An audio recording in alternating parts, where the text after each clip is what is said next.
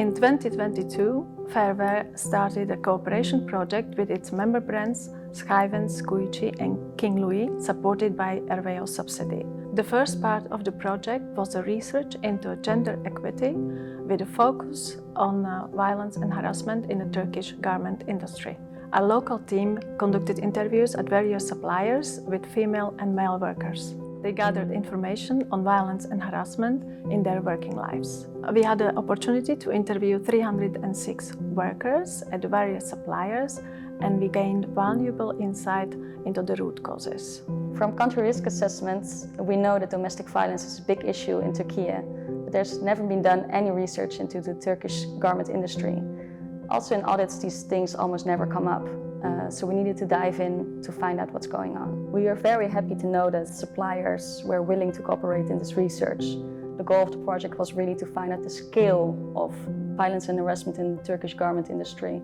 For this, we interviewed workers about their work-life experiences, and to create a safe space, we asked the questions like, did you or a friend experience this? Approximately 1 in 5 women reported experiencing inappropriate behavior by a colleague, supervisor, or manager. Harassment peaked during peak seasons, workers being shouted at to be more productive. Of course, these results are very shocking and not what we had hoped to find in this research. But it does fit into the global context of violence and harassment against women. Even in the Netherlands, more than 40% of women experience sexual harassment during their adult life in the workplace. So we need to address it everywhere. A safe space was created for workers to talk about their experiences during the interviews. It also has built knowledge about what is unacceptable behavior in the workplace, and it has given them the tools what to do if something like this happens to them or a friend in the future. Workers could share their experiences in working and domestic violence, and if any cases came up, they were guided towards an appropriate support. Now that we gain these valuable insights, we will develop with our brands and their suppliers gender-specific tools and guidelines. Our goal is to share the knowledge gained from the research amongst our Fairwear member brands and beyond. This way we will work on ways to protect all people, especially women, in the Turkish garment supply chain. We will work on improving our approach towards violence and harassment and support our suppliers in creating safer working conditions. For this, we need to create an environment in which violence and harassment is disapproved of firmly.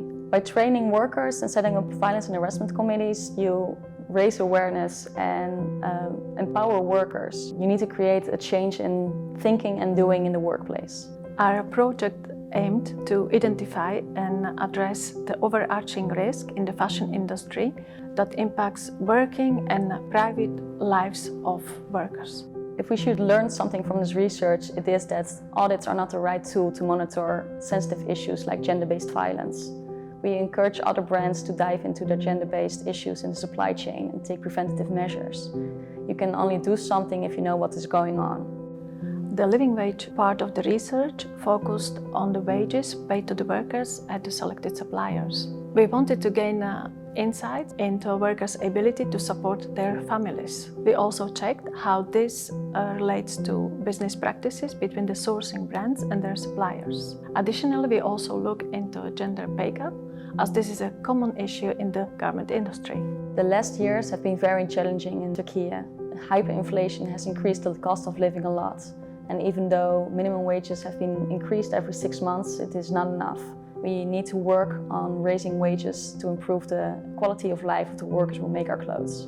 The research shows that 56% of the suppliers participated in the research who negotiated prices on piecework. Only approximately 6% of the suppliers apply minute price per piece cost. Knowing your supplier's labor cost is key element when negotiating the buying prices.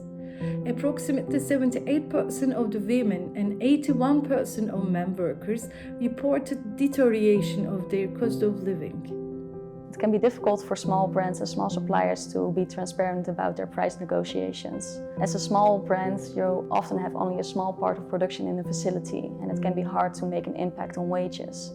Therefore, you have to find collaboration with other brands to increase wages together. Specific tools such as long-term contracts or open costing, for example, Fair Price App, can lead to increased transparency and lead towards increasing of workers' wages. The next step of the project is focusing on drafting and implementing the responsible business conduct for brands in line with OECD due diligence guidelines.